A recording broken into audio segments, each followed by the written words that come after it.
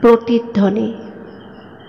এদিন অকস্মাতে সাৰ পাই উঠি আকাশ দেখিছিলোঁ। সেন্দুৰ ফুটৰ দৰে কদাকাৰ এটা জোন।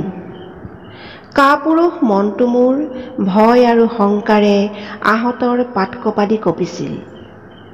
এন্ধাৰত শুই থকা পৃথিৱীৰ ঘাঁহবোৰো একোহোটা তেজ হৈ বিয়পি পৰিছিল জোনটোৰ চিটিকনি পৰি। দূৰণিৰ উৰণিৰ আঁৰে আঁৰে গছ এজোপাৰ পৰা উপঙি আহিছিল ফেঁচা এজনীৰ নিউ নিউ জুই অঙঠা। ভয়তে চাৰিওফালৰ পৃথিৱীখন মোৰ কুচি মুচি নলিচুৰ কানাইৰ দৰে নীৰৱ হৈ পৰিছিল।